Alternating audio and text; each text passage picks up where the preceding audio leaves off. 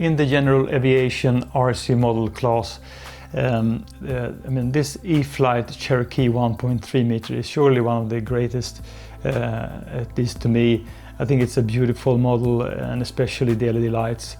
So let's go outside and do a really early sunrise morning flight then to explore the LED lights on this Cherokee.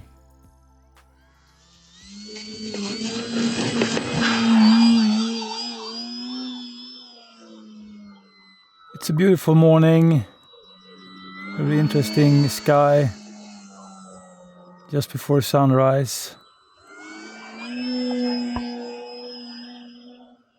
So let's start off with some inverted down on this E-Flite Cherokee 1.3 meter RC airplane. I'm flying mine on a 4S 2200 milliamp battery.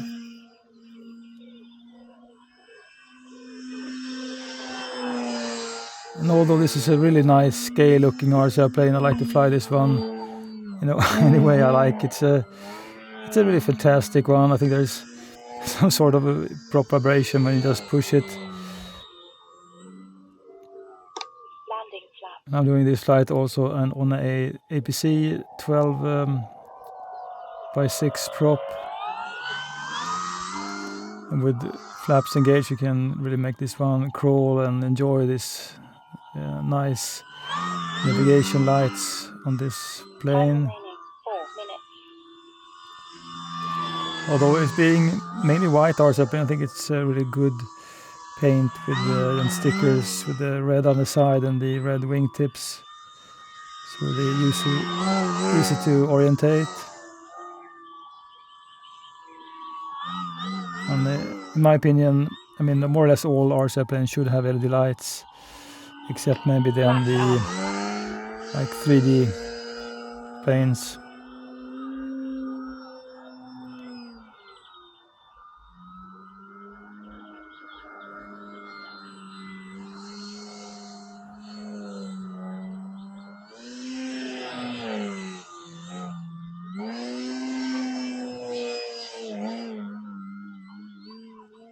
So it is growling a little bit.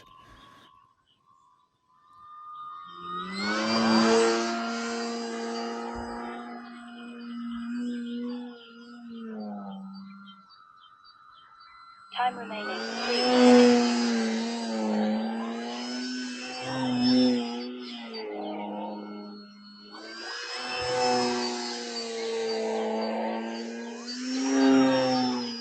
You can surely fly this one just really tight and crazy if you like.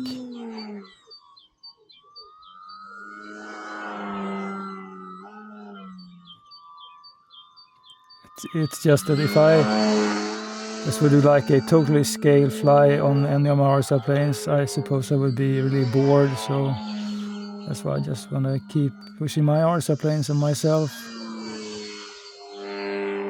And also to show that although they are scale, you can do lots of things with them.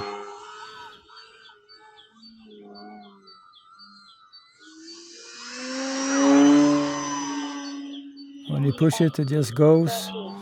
If I would compare this one to the E-Flite Cirrus SR22T, I think they have the Cirrus is a more sleek RC airplane, so I think it's a faster one. But as far as agility go, this one beats the Cirrus.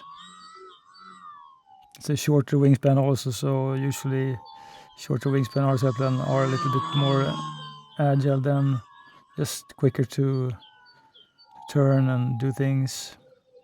And with the flaps, it's a totally nice, beautiful, scale-looking flight. I'm just keeping up speed doing the turns then.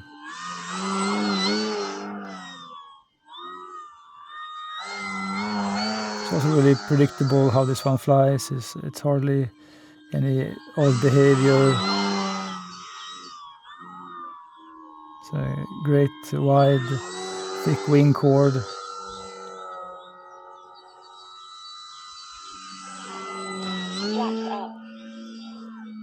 And you also have this spring dampened nose gear, which is just great. 1 minute.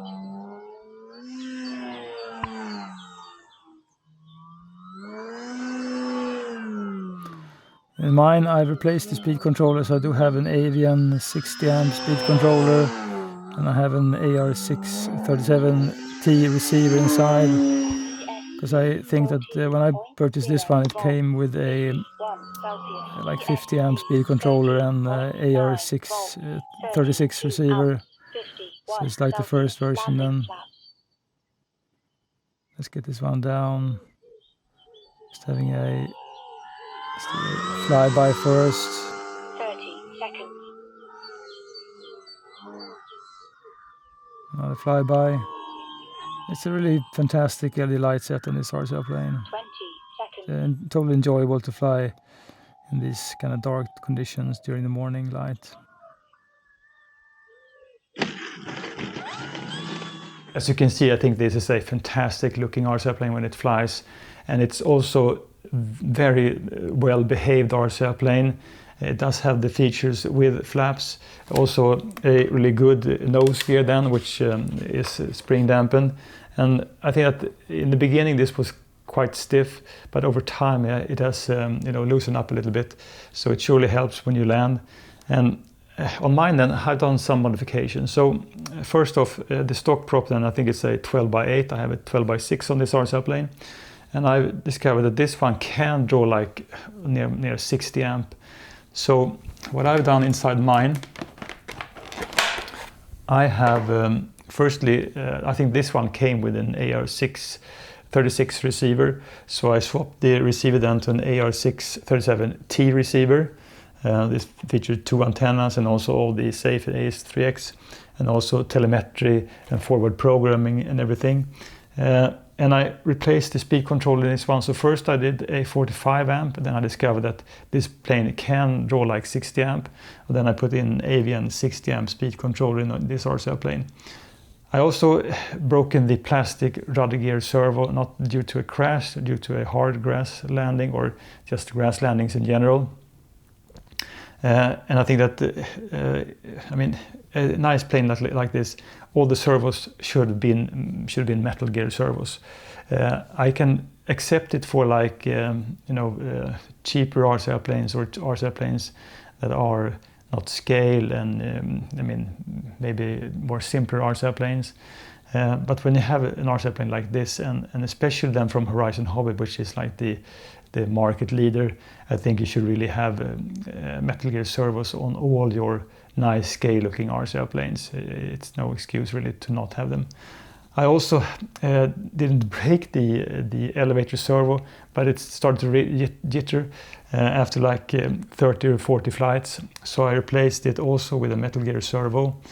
So that's the modification then I done on mine, and this is one of the most sweetest RC planes in general I have. It's so forgiving when you fly slow. Usually landings are really easy, even if you have a rough grass field like this, and it will surely just bounce around a bit. So we surely just compacted this one because it's, as of now, this one and the E-Flite Cirrus SR22T, they are my two favorite general aviation RC planes, and really great at what they do. So let's just explore this one further on, and I will share more flights on the Cherokee.